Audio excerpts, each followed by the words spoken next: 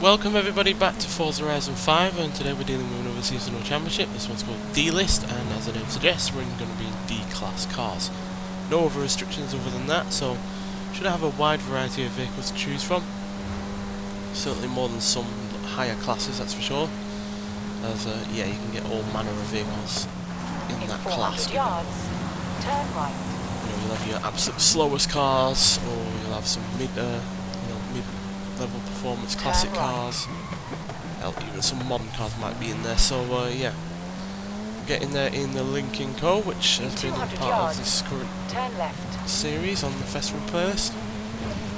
Turn left. Surprisingly enjoyable car to drive, despite being a racer. So yeah, let's see what this championship has in store for us.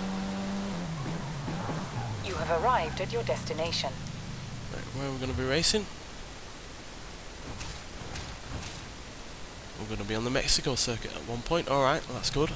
So yeah, we've got a huge variety of vehicles, like I said. So yeah, you've got a what we consider a compact car in America in the 70s, the Gremlin X, the classic sports car from Austin Healey, the Sprite, a couple of old Bentleys, a micro car in the form of the Isetta, then an even older classic car, the Bugatti Type 35C, then a brace of American cars from Chevrolet, and then got the Monte Carlo, Camaro, sedan, the utility sedan, Bel Air, Corvette, Datsun 510, a whole host of different Fords. You can go from a modern pickup truck all the way to, you know, an older off-roader, and then you got your rally cars, your muscle cars, even your classic Fortage vehicles. This deluxe station wagon being one of the new entries to the this Forza game. And then we've got the van, and then the Vanjura van. Then we've got a couple of Hondas, a Hummer, old International Scout, a Jaguar, 3 Jeeps, 3 Land Rovers, a Mazda MX-5, whole different kind of Mercedes-Benz. You got your classic sports car, then you got your pickup truck, your utilitarian kind of vehicle, and a classic 20s car, Mercury muscle car, Mayors Manx, modern hatchback, classic hatchback. Well, not classic hatchback, but classic 3-door. Then the Morgan freewheeler, then the Morrises, 3 completely different kind of Nissans, then the Oldsmobile Tornado, classic hot hatchback, 3 Pontiacs, 2 Porsches, another pickup truck, a Reliant Supervan which will fall over, 2 different kind of Renaults, because one's really slow and one's really not, although I don't know why that's got the 660. No, that's because I've not changed it from extreme power no handling, but yeah, we won't be using that because it's obviously way more powerful than it needs to be. Then Toyotas, the fantastic 2000 GT, then a brace of Volkswagens, then a Willys Jeep, and then a Wuling Sunshine. So yeah, a lot of cars there to choose from, and a wide variety of vehicles to choose from as well, as you can see. So yeah, it's more of a case of eeny, meeny, miny, mo more than anything, quite frankly, as yeah, any of these would be suitable, to be honest. I'm going to go for the MG to start with. I think we'll go somewhere modern to start with. Obviously it's nowhere near as powerful as some of these cars here, only 105 horsepower, but it's got pretty good handling, and the speed is decent. It's at 112 miles an hour. But yeah, it's going to be agile enough, hopefully. But yeah, whether or not it's going to be powerful enough is going to be a whole, different ball game. But yeah, I kind of like this car. It's one of the few, vehicles on the Forza series that is a kind of, just an everyday car. It's not a fancy version of an everyday car or anything like that. So, yeah, it's not often we get cars like this. You'd have to look back to, say, Forza Motorsport 4 for a vehicle like this, where on that game we had a whole host of city cars that had around 100 horsepower, and it was a really enjoyable game, in part because of that. So yeah, but as you can see, we're up against all sorts of vehicles. We've got a classic Ford Transit right behind us, and a modern Ford pickup up front. The thing about this car is we can hold the speed no matter what, really. And we're up against Ram pickup. There's no one up front. We've got classic Ford 3-door. These are the kind of races I like, because it brings together cars that you'd never normally see together. Certainly not on online racing. So yeah, Spices things up a bit. And who'd think a 105 horsepower hatchback would be competing against a 400 horsepower pickup truck? Granted, that pickup truck weighs probably twice the amount that we do, but regardless. Now we've got the Datsun, which is probably comparable to us in terms of performance. We'll definitely have the handling. We're obviously a more modern car. Ooh, we hit 90. Come on, can we do 100? Not likely.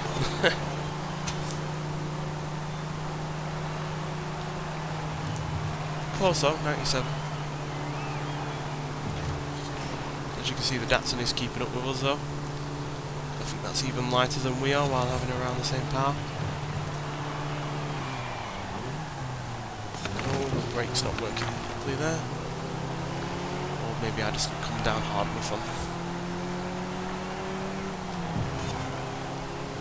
I feel like this car has weirdly long gears though, to be honest. It's not often you see a modern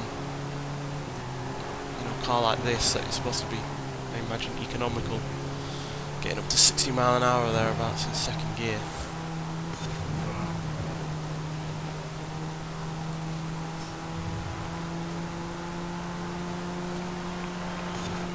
Can we catch the Camaro up front though?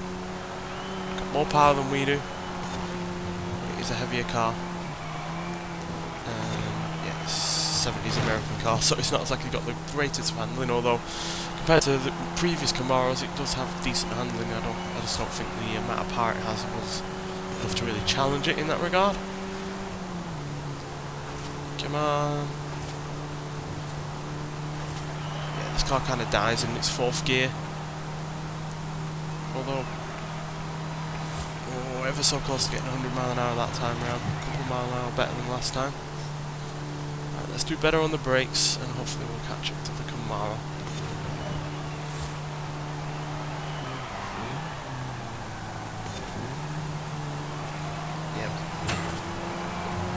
Better that time round. The one thing about that Camaro that this doesn't have is torque. Might not have all that much power compared to the previous generations of Camaro, but it's still a decently torquey engine, which is always helpful.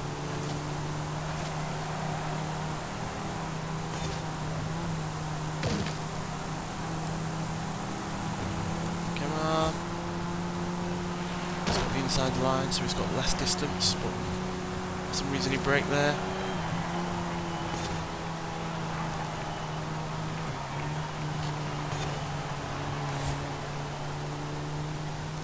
Is he going to gain us on the speed, on the speedy straight though?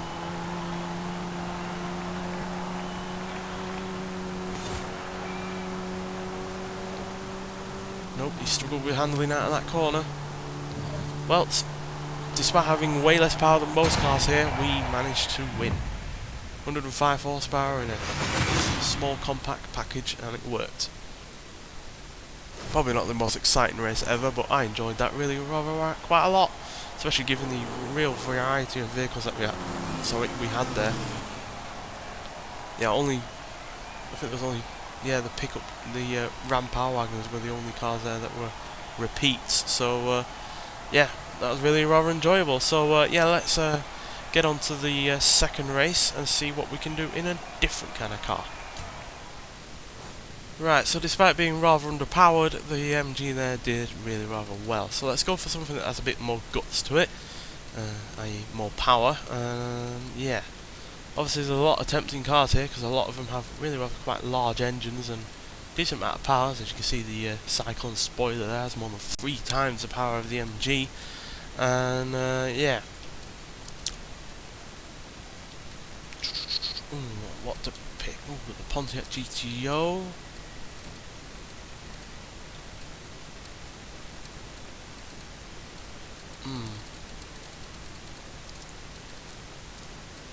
What to pick?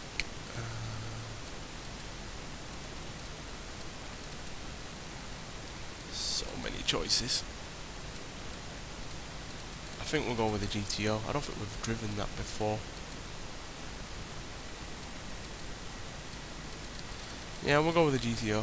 I don't think we've driven it before, to be honest.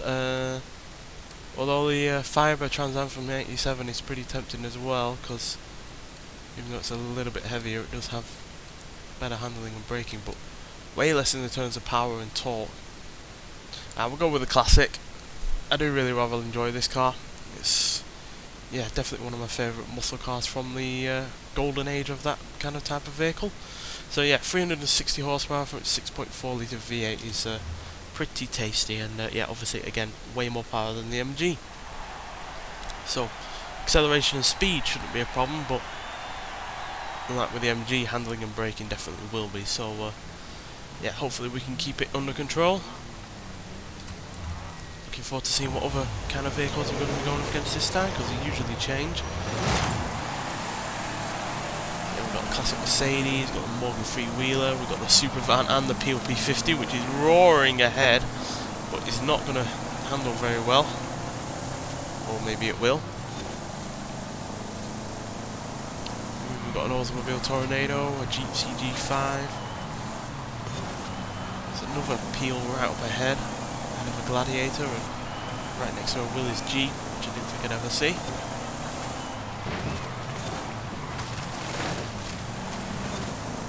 POP 50 trying to bully the Jeep there, that's not going to happen.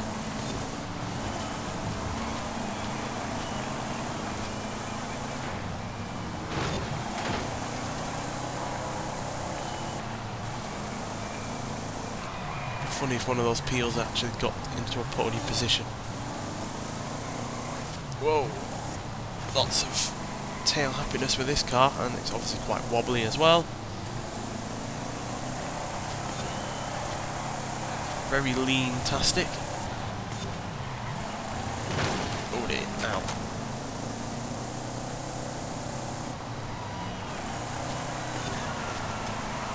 Slip and slide.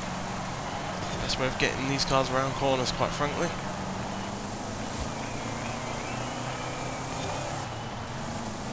Probably the quickest accelerating car here. It's just a case of keeping the power under control.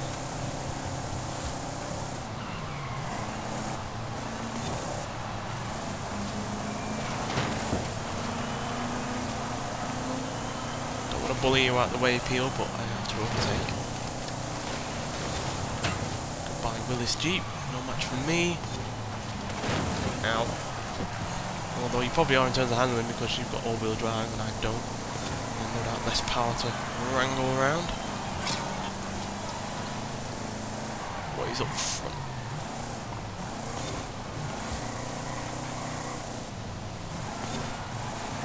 Oh dear, oh dear. Whatever's up front is out handling me, that's for sure.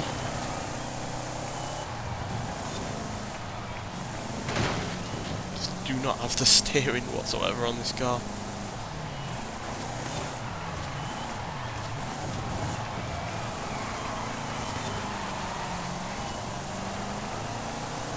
We've definitely got the acceleration over the Jeep, but it handles better than we do. And so does what's ever up front.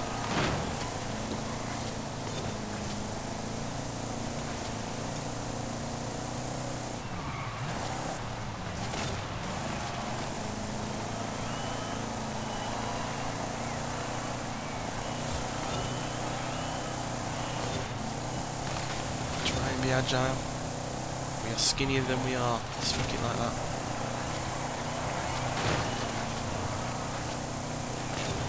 Definitely got all of the power, but we're just not able to really use it. This isn't a power-centric circuit, clearly.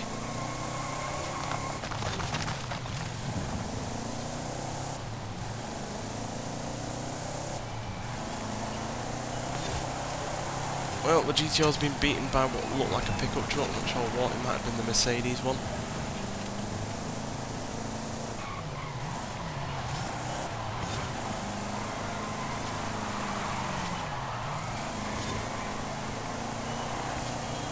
Yeah, we just didn't have the handling, unfortunately. But still, second place should give us enough points to keep the lead, or at least draw alongside the first. What were they in? Was it the Mercedes pickup truck? No, it was a Ranger Raptor, which I guess there's no surprise. It's a decent handling car. It's got a decent amount of torque as well from its diesel engine, but yeah, we'd have definitely beaten that in a straight line, but unfortunately there really wasn't a straight line on that circuit really. To be honest, we barely got to 100 mile an hour at one point, so yeah, that's a bit of a shame. The PLP50 just missed out on the top 5 unfortunately, which is a bit of a shame, but the fact is it's number 6 out of 12, so you know, halfway point. It's beaten some cars that are actual cars, so yeah.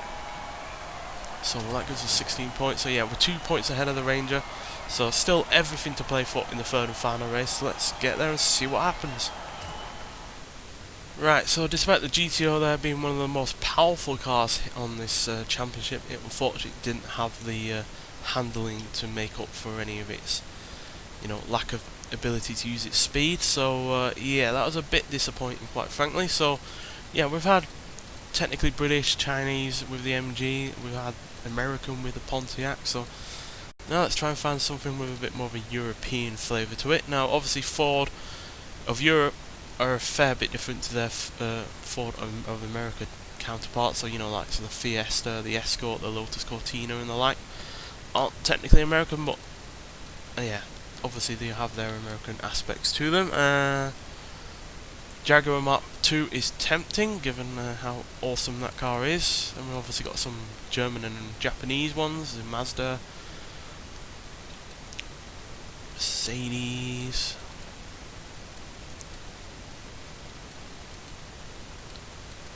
Peugeot's tempting because it's a properly good car despite it looking like it's not got much in the way of power. I think, yeah, we'll go for the Jaguar. We're on a circuit as well, and this car was actually used in touring car racing, so fits in that regard. And it's slap bang in the middle in terms of power of the MG and the Pontiac, so yeah, 220 horsepower is a fair decent amount, and even more in the way of torque, so yeah. And the handling is pretty good as well, especially in comparison to the Pontiac, so let's see what this classic Jag can do. I wish we had more classic Jaguar road cars on these games, quite frankly. I know we've had some in the past that aren't currently on this game.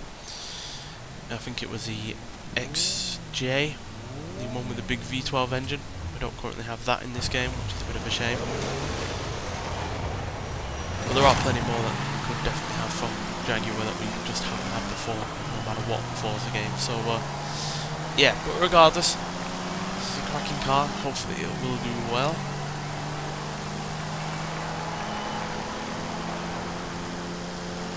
Great sounding inline 6 as well.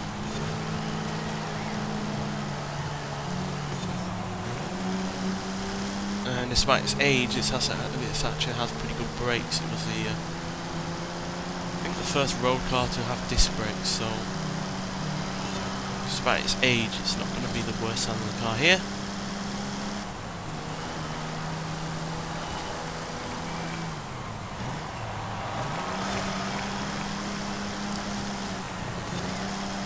Somehow, Reliant is in second and Peel is in fourth. What is it with these micro cars that are doing well on this series, eh?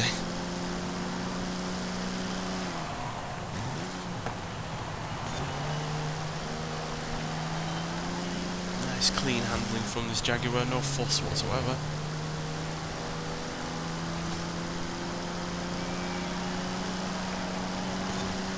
It's basically us three that are the lead group now.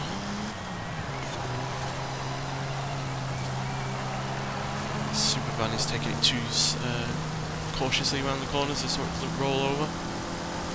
Although, as you can see, it's got the power because it doesn't weigh anything at all.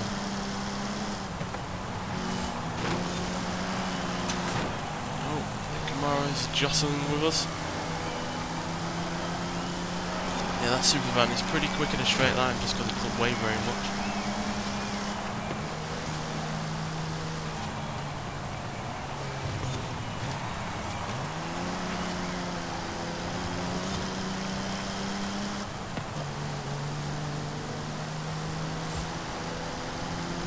Very slow around corners, so that's what we can bank on, thankfully.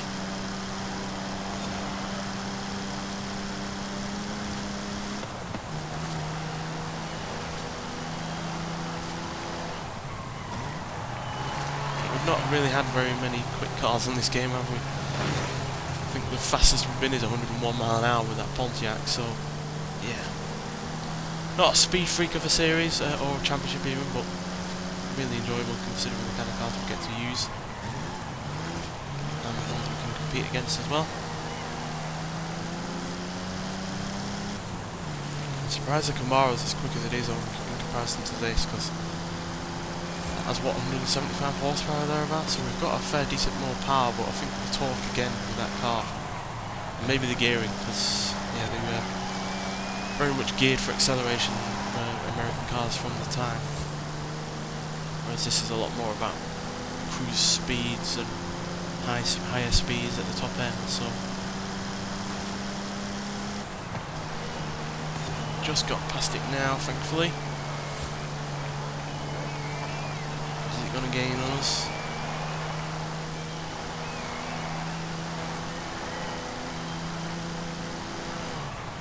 Yeah, it is slightly. It's arguable that the Camaro probably has better handling as well, being a slightly more modern car.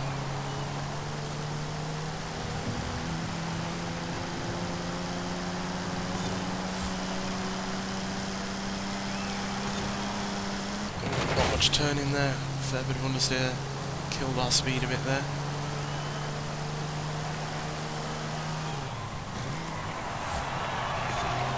Camaro's all over our backside. Yeah, again, this championship really is showing off the benefits of what slower cars can do. They can have exciting races, they can have races against cars that you typically wouldn't see against one another. So that's why I'm all for these kind of series, and it's one reason why I wish D-Class racing online was a thing. Unfortunately, they think D-Class and C-Class aren't racing online that people want to do, but I certainly do, and I know plenty of other people that want that as well. It's a bit of a shame that that's not the case. But regardless, it looks like we're going to win. We're going to the final corner.